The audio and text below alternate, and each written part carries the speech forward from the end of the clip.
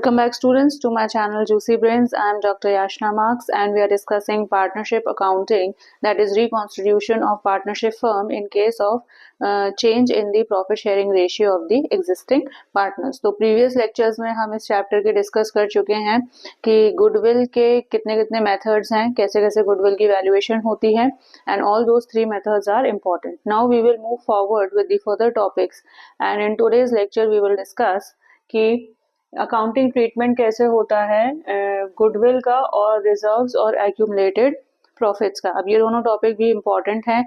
इसके very short numerical problems आ सकते हैं या लॉन्ग में भी आ सकता है. सो इसको हम स्टेप बाय स्टेप डिस्कस करेंगे. क्लियर? तो पहले तो हम डिस्कस कर लेते हैं accounting treatment of goodwill. Now हमने गुडविल किस तरीके से निकलता है, कैलकुलेट होता है, ये हम पढ़ चुके हैं. क्लियर? इसके 3 मेथड्स थे वो हमने डिस्कस कर लिए. अब अकाउंटिंग ट्रीटमेंट कैसे होता है गुडविल का अगर पार्टनरशिप फर्म्स की बुक्स में ये गुडविल की अमाउंट दी हो तो. Clear? Now suppose there are 2 partners A and B. Clear? और they were sharing profits in the ratio 3:2. Now उनने 1 जनवरी से डिसाइड किया कि उनका न्यू प्रॉफिट शेयरिंग रेशियो होगा 1:1. Means they will be sharing profit and losses equally. Clear? तो ये उनका ओल्ड प्रॉफिट शेयरिंग रेशियो हो गया, ये हो गया न्यू. ठीक है, ये तो हो गया ओल्ड रेशियो एंड ये हो गया न्यू रेशियो. आपको क्वेश्चन में गुडविल की कोई अमाउंट दी होगी कि गुडविल की अमाउंट बुक्स में लाइक 31 दिसंबर प्रीवियस ईयर में थी. सपोज गुडविल की वैल्यू थी बैलेंस शीट में 30,000. क्लियर?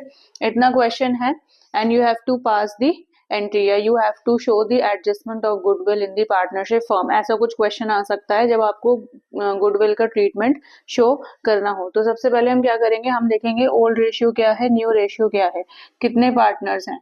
तो ए है और बी है. क्लियर? तो ए और बी का हम सैक्रिफाइसिंग रेशियो और गेनिंग रेशियो कैलकुलेट कर लेंगे. क्लियर? सपोज यहाँ पे इसका सैक्रिफाइसिंग रेशियो निकल के आए. अब कैसे कैलकुलेट करते हैं वो मैंने आपको प्रीवियसली एक्सप्लेन कर दिया है. लाइक ये है 3:5 - 1/2. ये हो गया 2/5 - 1/2. ऐसे हम कैलकुलेट करेंगे. नाउ सपोज यहाँ पे इनकी वैल्यू निकल के आती है, आप कैलकुलेट कर लेना, 1/10 इसका शेयर, 1/10 इसका शेयर.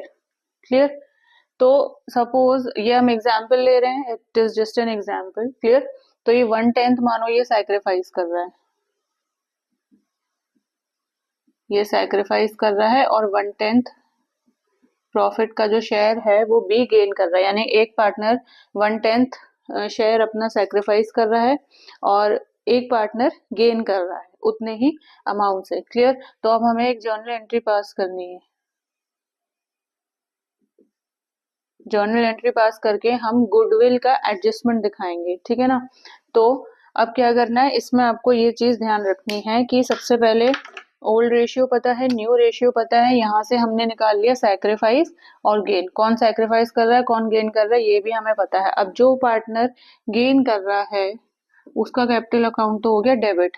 जो पार्टनर सैक्रिफाइस कर रहा है उसको हम कर देंगे क्रेडिट. कितने अमाउंट से? गुडविल का जितना बुक्स में वैल्यू दिया होगा उतने अमाउंट से इनके शेयर के अकॉर्डिंग वो हम कैलकुलेट करेंगे. Okay, so now from this we know that B is gaining, so B's capital account will be debited and to A's capital account. Clear? अब कितने से?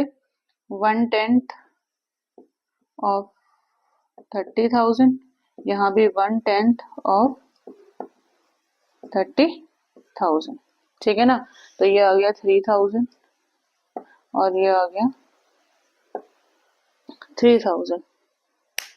क्लियर, यानी कि पार्टनरशिप फर्म में अगर पार्टनर्स के बीच में प्रॉफिट शेयरिंग रेशियो चेंज हो जाता है, एक न्यू है, एक ओल्ड है, एक न्यू है, उस केस में अगर उस तारीख में गुडविल दिया हुआ है, एग्जिस्ट कर रहा है बुक्स में, तो अब वो कैसे फ्यूचर में आगे डिस्ट्रीब्यूट होगा, कितने अमाउंट, गुडविल का कितना अमाउंट कौन सा पार्टनर ले जाएगा। क्लियर, मीन्स किस पार्टनर के शेयर में कितना गुडविल का अमाउंट आएगा, ये हमें कैलकुलेट करना होता है। तो basically this is what we are doing here. हमें ओल्ड रेशियो न्यू रेशियो पता होना चाहिए, फिर हम सैक्रिफाइस दिखाएंगे कि सैक्रिफाइस कौन सा पार्टनर कर रहा है और गेन कौन सा पार्टनर कर रहा है। जो पार्टनर गेन करेगा उसका जो कैपिटल अकाउंट हो गया डेबिट, और जो सैक्रिफाइस करेगा उसका हो गया credit. Now this thing you have to remember, जो गेन कर रहा है वो डेबिट हो जाएगा, so B capital account debited to A's capital account. कितने से, गुडविल की आपको अमाउंट क्वेश्चन में दी होगी। So this is how you treat goodwill when it exist in the books.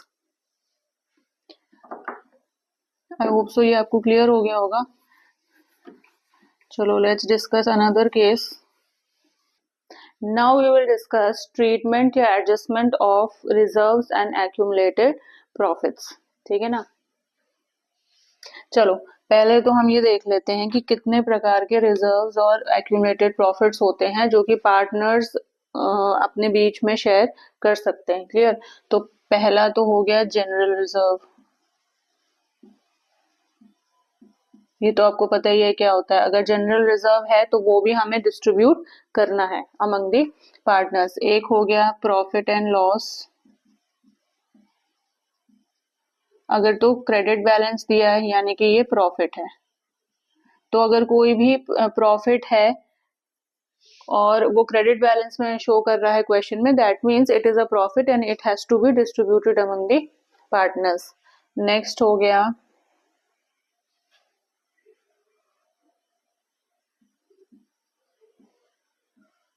Workman compensation reserve. ये भी आपको पता होगा क्या होता है, बिकॉज इन डिबेंचर्स चैप्टर ये हमने अच्छे से डिस्कस किया था। Investment fluctuation fund, workmen's compensation, provisions and reserve chapter में भी ये टर्म्स आए होंगे। Clear, so basically workmen's compensation reserve भी पार्टनर्स को अगर एग्जिस्ट कर रहा है तो डिस्ट्रीब्यूट करना पड़ेगा। In simple words it means कि अगर कोई भी एम्प्लॉय हमारी फैक्ट्री में काम कर रहा और कोई एक्सीडेंट हो गया, कोई मिस हैपन हो गया, तो उसका जो लॉस हुआ है, क्लियर, उसको जो इंजरी हुई है, जो भी उसका लॉस हुआ है, उसको बेयर करने के लिए हम एक रिजर्व को मेंटेन करते हैं। तो अगर हमने वर्कमैन कंपनसेशन नाम से रिजर्व क्रिएट किया है, तो कोई भी मिसहैपन या एक्सीडेंट होता है तो out of this reserve the company pays to that employ. Clear, तो ये भी होता है जो हमें डिस्ट्रीब्यूट करना होता है। एक होता है इन्वेस्टमेंट फ्लक्चुएशन फंड बोल लो या रिजर्व बोल लो। ठीक है, तो ये भी हमें डिस्ट्रीब्यूट करना होता है। अब कुछ इन्वेस्टमेंट्स हमने कर रखे हैं, ठीक है, तो उस इन्वेस्टमेंट की एक तो होगी बुक वैल्यू, एक होगी मार्केट वैल्यू। अब बुक वैल्यू तो हमने जो रिकॉर्ड कर दी, और मार्केट वैल्यू तो obviously you know because the market is so dynamic कि उसकी जो मार्केट वैल्यू है वो फ्लक्चुएट होगी ही होगी ड्यू टू वेरियस रीजंस। तो ये जो फ्लक्चुएशन होती है, फ्लक्चुएशन से जो लॉस होता है, उस लॉस को कंपनी कैसे बेयर करती है, तो कुछ अमाउंट उस रिजर्व में वो रख देती है, उस फंड में रख देती है by the name investment fluctuation fund. तो अगर ये भी एग्जिस्ट कर रहा है तो इसको भी हमें डिस्ट्रीब्यूट करना है। क्लियर, ओके, तो ये तो बात हुई एक्यूमुलेटेड प्रॉफिट्स की एंड रिजर्व्स की। अब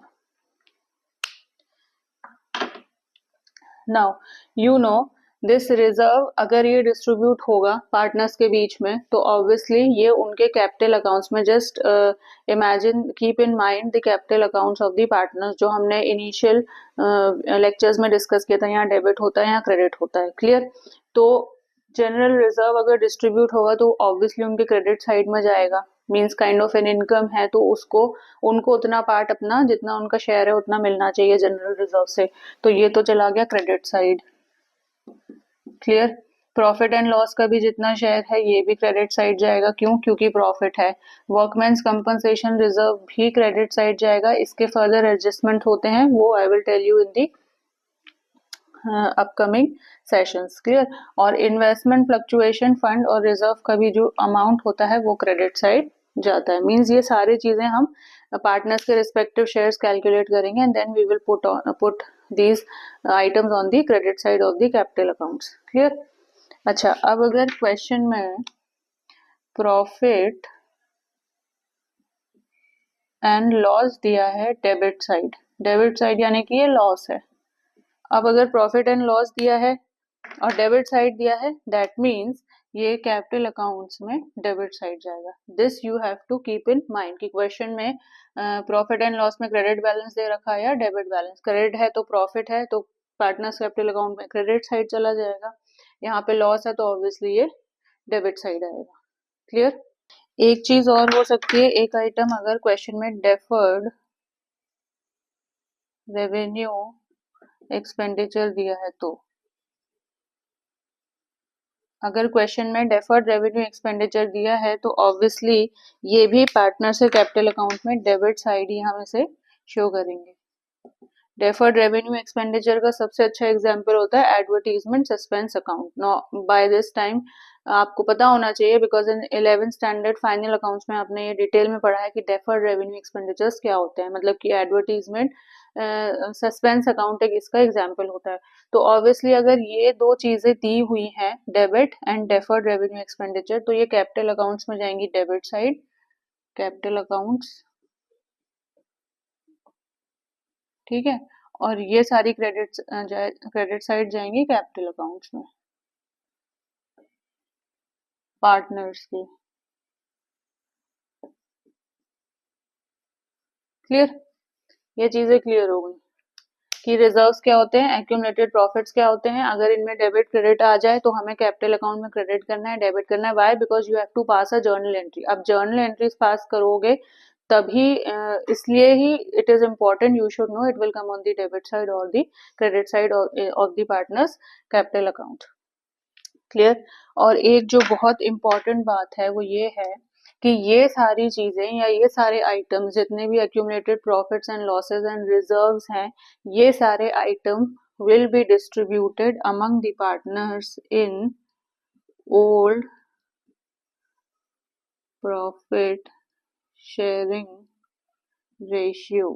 ये ध्यान रखना है, ये बिल्कुल नहीं भूलना है, ये बहुत इंपॉर्टेंट है क्योंकि क्वेश्चन में आपको न्यू प्रॉफिट शेयरिंग रेशियो भी दिया होगा, ओल्ड प्रॉफिट शेयरिंग रेशियो भी दिया होगा। तो भाई जब आप इन रिजर्व्स का और एक्यूमुलेटेड प्रॉफिट्स का ट्रीटमेंट कर रहे हो तो किस रेशियो में डिवाइड करना है, इनकी अमाउंट आपको क्वेश्चन में दी होगी। यू नो स्पेसिफिकली कि भाई ये क्लियर है डेबिट होगा क्रेडिट होगा, बट किस अमाउंट किस रेशियो में करना है, दैट इज वेरी इंपॉर्टेंट। तो ये ओल्ड प्रॉफिट शेयरिंग रेशियो में सारे रिजर्व्स एंड प्रॉफिट्स को डिस्ट्रीब्यूट हमें करना है। This you have to keep in mind. अगर ये न्यू प्रॉफिट शेयरिंग रेशियो से कर दिया तो जर्नल एंट्री भी गलत और सैक्रिफाइसिंग गेन रेशियो जो आएगा वो भी गलत, everything will be wrong. Clear. So I hope so specifically आपको पता चल गया कि भाई by reserves and accumulated profits यहाँ पे एंड लॉसेस भी हो सकता है। ठीक है, इससे क्या मतलब है। Okay, now there are two conditions in this. अब देखो इसमें दो कंडीशंस हैं, let's discuss those also. Now the first condition is if reserves and profits, I'm writing it in short form, if reserves and profits are to be transferred to capital account of partners। ठीक है, समझ में आ गई। यानी कि अगर reserves and accumulated profits को partner से कैपिटल अकाउंट में ट्रांसफर करना है, ये कंडीशन दी है, तो अकाउंटिंग ट्रीटमेंट कुछ फर्क होगा। और दूसरी कंडीशन ये हो सकती है इफ रिजर्व्स एंड प्रॉफिट्स यानी कि accumulated profits and losses are not to be transferred to partners capital accounts.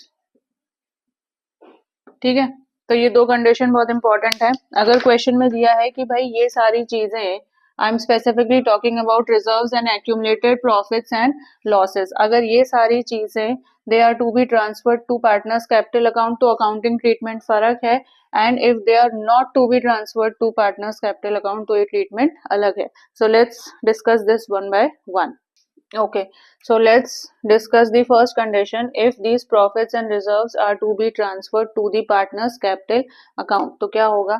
मैंने आपको बताया जितने भी क्वेश्चन में रिजर्व्स या accumulated profits होंगे वो सारे पार्टनर्स के कैपिटल अकाउंट्स में क्रेडिट हो जाएंगे. So obviously the journal entry which you will pass will be general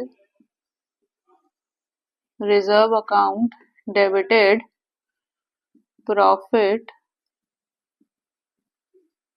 and loss account debited. Suppose workmen's compensation fund या रिजर्व है, अकाउंट डेबिटेड. और investment fluctuation investment fluctuation fund है, वो भी debit हो जाएगा. सपोज क्वेश्चन में ये तीनों चारों आपको मेंशन है, अगर नहीं भी है, सिर्फ जनरल रिजर्व है या प्रॉफिट एंड लॉस का क्रेडिट बैलेंस है, तो भी वो डेबिट होंगे to old partners capital accounts in their old ratio.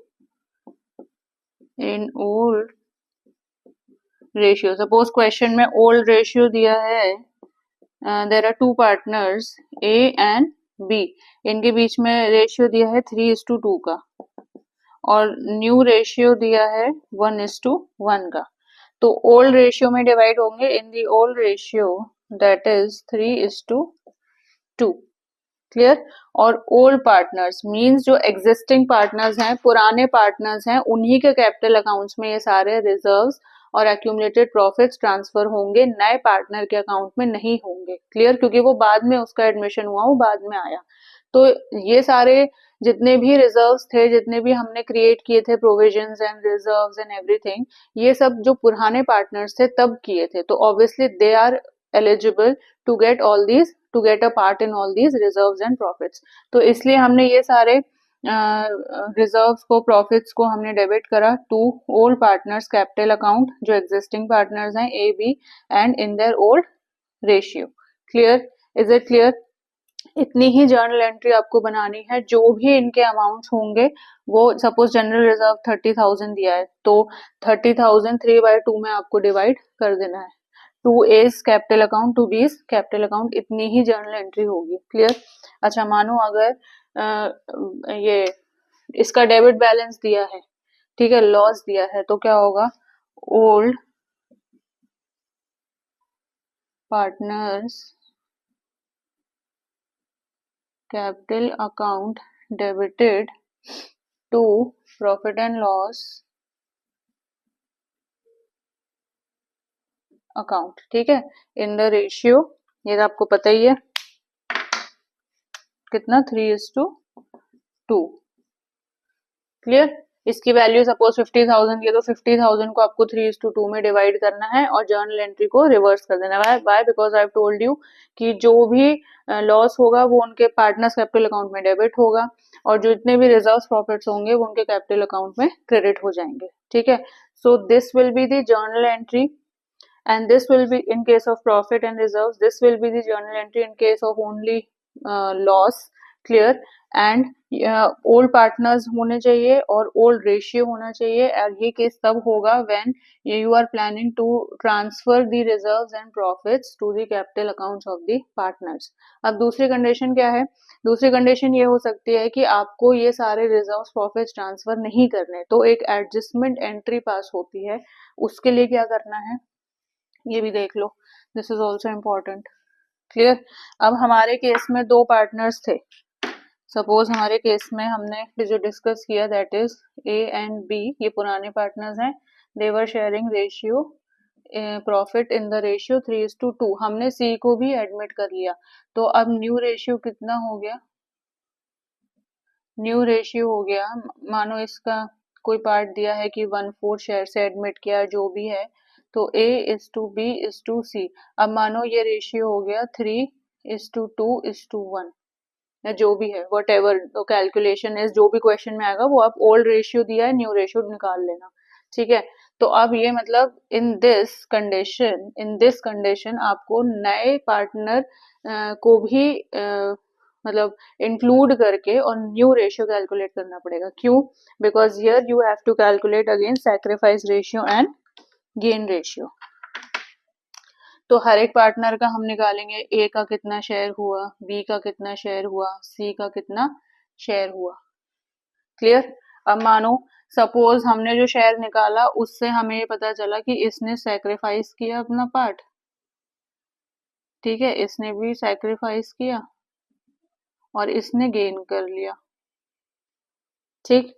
तो यहाँ पे वही कंडीशन आ गई जो हमने प्रीवियसली गुडविल के केस में डिस्कस की थी कि जो पार्टनर कुछ पार्ट गेन करेगा किसी रिजर्व और प्रॉफिट का, उसका कैपिटल अकाउंट तो हो गया डेबिट, बाकियों का हो जाएगा क्रेडिट और इसका भी क्रेडिट। तो अब जो भी आप एडजस्टिंग जर्नल एंट्री पास करोगे तो वो बनेगी C's capital account debited to A's capital account to B's capital account, ठीक है। वैल्यूज जितने पार्ट निकल के आए उस पार्ट का जो भी आपको क्वेश्चन में वैल्यू दिया हो, जनरल रिजर्व है, वर्कमेंस कंपनसेशन रिजर्व है, ठीक है, प्रॉफिट एंड लॉस है, उसका उतना पार्ट कैलकुलेट करके accordingly you have to show in the debit and credit side. Clear? I hope so students आपको ये वाला कंसेप्ट समझ में आया होगा, बिकॉज ये इंपॉर्टेंट है इस चैप्टर में and this is the crux of this chapter. Means हमने जो गुडविल के 3 मेथड्स करे वो तो इम्पोर्टेंट थे, after that you should no कि गुडविल का वैल्यू ट्रीटमेंट कैसे होता है वो हमने डिस्कस कर लिया, दैट वाज क्वाइट सिंपल। और next reserves and accumulated profits का एडजस्टमेंट कैसे होता है, तो उन इन चीज में आपको 2 कंडीशंस ध्यान रखनी पड़ेगी। अगर तो ये ट्रांसफर हो रहे हैं पार्टनर से कैपिटल अकाउंट में तो कुछ इस तरीके का एंट्री होगी, नहीं हो रहे हैं तो हमें सैक्रिफाइस और गेन रेशियो कंसीडर करना पड़ेगा। मींस यहाँ पे हम सिर्फ ओल्ड पार्टनर्स को ही कंसीडर करते हैं, ओल्ड प्रॉफिट शेयरिंग रेशियो ही कंसीडर होता है। यहाँ पे you have to consider the new partner also and calculate sacrifice and gain ratio accordingly, you in the end you have to pass the journal entry. I hope so आपको ये concept clear हो गए होंगे and इस concept को और clear करने के लिए एक हम प्रॉब्लम सॉल्व कर लेते हैं so that all the terms and concepts will be much clear. The question will be on your screen. It says A and B sharing profits and losses in the ratio of 2:3 decided to share future profits and losses equally, यानी कि old profit sharing ratio A और B का है 2:3 and new profit sharing ratio is 1/1 with the effect of 1st April 2008. अब balance sheet का extract दिया हुआ है जिसमें liability side it's given workman compensation reserve 40,000, यानी कि हमने एक रिजर्व क्रिएट किया फॉर वर्कमैन कंपनसेशन, ठीक है, और ये लाइबिलिटी साइड हमने शो कर दिया। Now we have to show the accounting treatment under the following alternative cases. 2 case दिए हैं आपको। पहले केस दिया है if there is no information, okay, and second is the case if a claim on account of workman's compensation is estimated at rupees 25,000, यानी कि पहले केस को हम डिस्कस कर लेते हैं जब वर्कमैन्स कंपनसेशन रिजर्व तो हमने क्रिएट किया है लेकिन उस पर कोई क्लेम नहीं हुआ है, यानी कि कोई एक्सीडेंट नहीं हुआ, किसी एम्प्लॉय ने उस रिजर्व से कोई क्लेम नहीं किया। Clear? So when there is no claim, no information is given, only the reserve amount is given on the balance in the balance sheet on the liability side, तो उस case में हम क्या करेंगे, and this is the condition when you have to transfer all these reserves and accumulated profits and reserves to the respective partners capital accounts, ठीक है, ये वो वाला कंडीशन है और इस केस में हमें कोई कंडीशन नहीं दी। क्लियर? सो हमारा ओल्ड रेशियो था, this you have to keep in mind, old ratio is 2:3 we have to keep in mind only the old ratio as discussed in the previous lectures. हमने जो पहले अभी इसके पहले डिस्कस किया था कि एग्जिस्टिंग पार्टनर्स में ही डिस्ट्रीब्यूट होगा और उनके ओल्ड प्रॉफिट शेयरिंग रेशियो में ही डिस्ट्रीब्यूट होगा. Clear? So we will simply distribute workman compensation reserve account. See, in both the cases you have to pass the journal entry, but when the cases are different, when they have to be transferred to partners capital account and when they don't have to be transferred, तो उस case में दोनों ही entries अलग हो जाएंगी. सो in this हमें transfer करना है और कोई क्लेम नहीं दिया है. So workmen's compensation reserve account debited to A's capital account to B's capital account. ठीक है, ये एग्जिस्टिंग पार्टनर्स थे और इनका ओल्ड रेशियो क्या है? Now it is to be distributed in old ratio, तो दैट इज 2:3. अब वर्कमैन्स कंपनसेशन रिजर्व हमने क्रिएट किया था 40,000 का. अब यही 40,000 हमें डिस्ट्रीब्यूट करना है इन the ratio 2:3. so this is 16,000 and remaining is 24,000. that's it. ठीक है ना?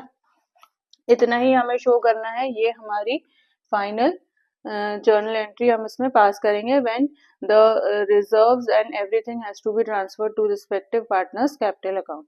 सेकंड केस देख लेते हैं. सेकंड केस में कोई क्लेम हो रहा है. If a claim on account of workmen's compensation is estimated at ₹25,000. Now in this case किसी वर्कमैन ने, किसी एम्प्लॉय ने कंपनसेशन क्लेम कर लिया for the amount of the amount 25,000. तो इस केस में क्या होता है, जब कोई क्लेम हो रहा है क्वेश्चन में, तो उस केस में एक नया अकाउंट हम ओपन करते हैं, that is provision for workmen's compensation claim. ठीक है, तो इस केस में क्या जर्नल एंट्री बनेगी? Workman compensation reserve account debited as it is, जो पहले बनी थी, to. Now we have to show the claim amount also to provision for workman compensation claim amount 2. अब हम बाकी का ट्रांसफर कर देंगे to A's capital account to B's capital account. Clear? ये क्लियर हो गया. तो you have to remember whenever there is a claim in the question, उस क्लेम अमाउंट से हम प्रोविजन को क्रिएट करेंगे, provision for workmen's compensation claim. अब कितना हमें पार्टनर्स के बीच में डिस्ट्रीब्यूट करना है? Clear? When there is a claim. ये क्लेम वाला क्वेश्चन है. ठीक है, देखो ओरिजिनल रिजर्व तो था, हमने बनाया था 40,000 का, उसमें से क्लेम हो गया 25,000, मीन्स 25,000 तो हमने दे दिए. बाकी का हमारा कितना बचा? अब 15,000. ठीक है, अब ये जो डिफरेंस है, इसको ऐसे भी हम simple, if you don't have to apply any logic and all, नहीं समझ में आ रहा है तो बस इतना ही समझो कि जो ओरिजिनल रिजर्व था माइनस जो क्लेम उस पे हुआ, बाकी का अमाउंट जो बचा उसको हम डिस्ट्रीब्यूट करेंगे पार्टनर्स के बीच में इन their old ratio. So now provision, अब क्लेम कितना हुआ? 25,000 का. क्लियर? सो अब कितना लेफ्ट ओवर है? 15,000. तो प्रोविजन में हम जितना भी लेफ्ट ओवर है उससे एंट्री पास करेंगे 15,000 and now this 15,000 will be distributed in the ratio 2:3. Clear? तो ये हो गया 6,000. So this is 6,000 and this is 9,000. ठीक है ना? क्लियर हो गया. So this is your journal entry in case if there is a claim on workman's compensation reserve. Clear? आपको डिफरेंस निकालना है. डिफरेंस निकाल के जो भी अमाउंट आएगा दैट विल बी शेयर्ड और distributed among the old partners in their old ratio, plus a new account will be open that is provision for workman compensation claim account and this will be credited. Clear? So this was the case of a question in where workman's compensation reserve was created, तो उसका treatment कैसे होगा if there is a claim and in case if there is no claim. Clear? Now next we can solve another question regarding investment fluctuation fund. अगर investment fluctuation fund दिया है तो कैसे उसका treatment हम करेंगे. The question is A, B and C are sharing profits and losses in the ratio 4:3:2 and they decided to share profits and losses in the ratio 2:3:4. यानी कि यहाँ प्रॉफिट शेयरिंग रेशियो चेंज हो गया. तीन partners थे A, B and C. इनका profit sharing ratio कितना था 4:3:2. तो this is their old ratio. You have to remember while you are doing accounting for and accumulated reserves, profits, goodwill and everything, revaluation of assets and liabilities also, you have to only keep in mind the old ratio. Clear? With effect from 1st April 2008. Now following is the extract of their balance sheet. अब देखो liabilities में investment fluctuation reserve हमने create किया 54,000 का और assets में हमारी investments at cost दी हैं 6 लाख की. Now we have to show the accounting treatment under the following cases if there is no information. Means अगर तो वर्कमैन्स कंपनसेशन रिजर्व की बात हो रही है तो क्लेम की बात होगी. इन्वेस्टमेंट फ्लक्चुएशन रिजर्व की बात हो रही है तो उसमें मार्केट वैल्यू ऑफ इन्वेस्टमेंट्स की बात होगी. Clear? So case 1 is if there is no information and case 2 is if the market value of investment is rupees 5,91,000. तो हम पहला केस डिस्कस कर लेते हैं. देखो पहले केस में क्या कह रहे हैं कि इन्वेस्टमेंट्स की वैल्यू में कोई फ्लक्चुएशन नहीं हुई. क्लियर? तो एसेट में हमने जो इन्वेस्टमेंट की वैल्यू दी है at cost that is 6 lakh. अब मार्केट वैल्यू उसकी फ्लक्चुएट नहीं हुई. There is no fluctuation in the market value, there is no change. और जो रिजर्व हमने क्रिएट किया दैट इज 54,000. रिजर्व क्रिएट करने का पर्पस ही यही है कि ड्यू टू फ्लक्चुएशन अगर कंपनी को कोई इन्वेस्टमेंट्स में कोई नुकसान होता है तो that loss will be bed from the reserve which is created by the name investment fluctuation reserve. ठीक है ना? तो इसके लिए ने 54,000 का क्रिएशन किया. अब वो कह रहे हैं कि obviously this is also to be transferred to the partners capital account. क्योंकि ये कंडीशन तो नहीं है कि नहीं ट्रांसफर करनी. हमें दिखाना है वो केस में जिसमें कि ये सारी चीजें हमें उनके कैपिटल अकाउंट्स में ट्रांसफर करनी है and if no information is given in the question. तो इस केस में होगा इन्वेस्टमेंट, जर्नल एंट्री होगी इन्वेस्टमेंट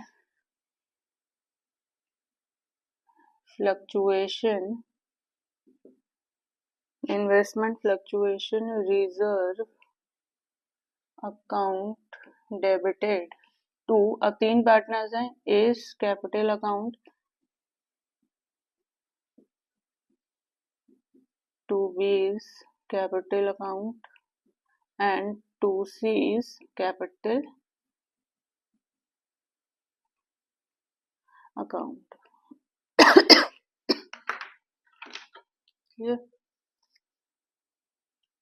कितना है इन्वेस्टमेंट फ्लक्चुएशन रिजर्व का अकाउंट 54,000. कोई और इन्फॉर्मेशन तो हमें दी नहीं है. Now this 54,000 will be distributed in their old profit sharing ratio in ratio 4:3:2. Clear? So 54,000 into 4. So this will be 24,000. B का निकाल लेते हैं. This will be 18 and this is 12,000. ठीक है? तो ये सिंपल जर्नल एंट्री आपको कोई आंसर में देनी है. अगर ऐसा कोई क्वेश्चन आ जाता है कि इन्वेस्टमेंट फ्लक्चुएशन रिजर्व क्रिएट किया है और कोई इन्फॉर्मेशन नहीं दी है, कोई मार्केट फ्लक्चुएशन नहीं था and you have to transfer this reserve in the partners capital account. तो ये तो हमारा सिंपल था कि इन्वेस्टमेंट फ्लक्चुएशन रिजर्व डेबिट हो गया, बाकी सारे पार्टनर्स कैपिटल अकाउंट क्रेडिट हो गए in the ratio 4:3:2 because this is old ratio. So this was case number 1. Case number 2 discuss कर लेते हैं. केस नंबर 2 क्या होगा?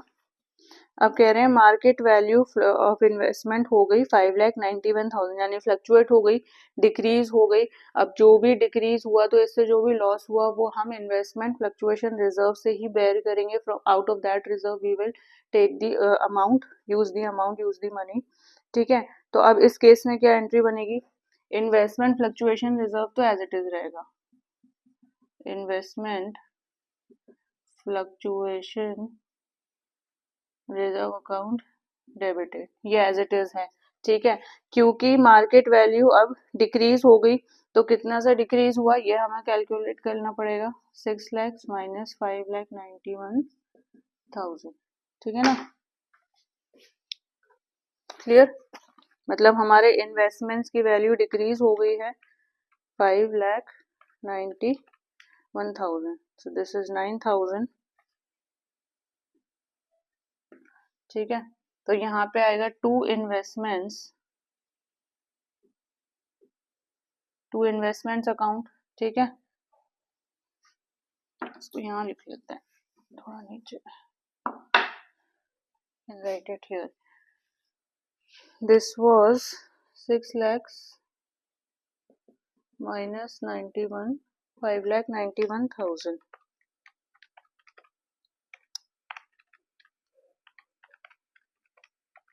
This is 9,000।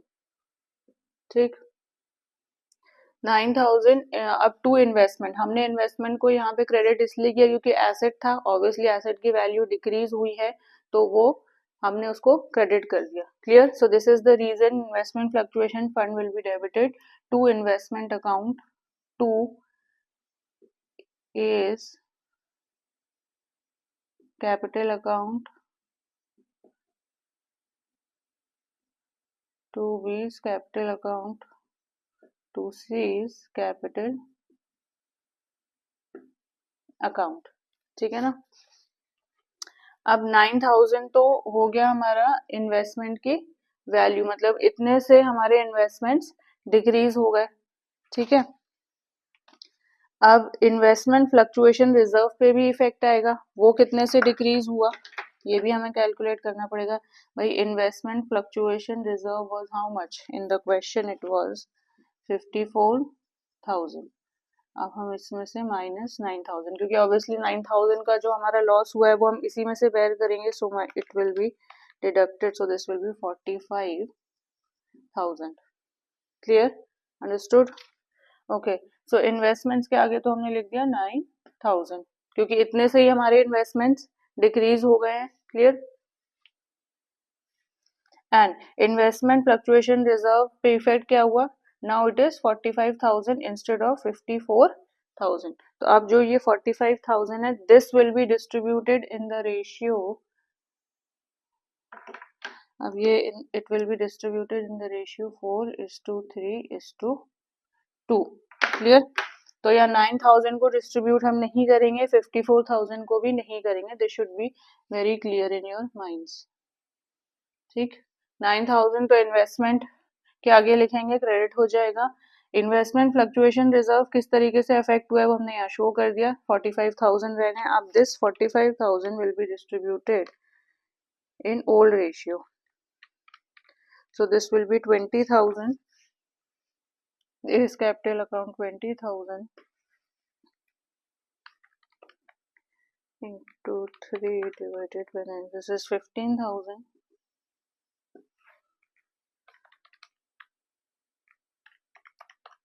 this will be 10,000, तो ये हमारा निकल के आ गया 54,000।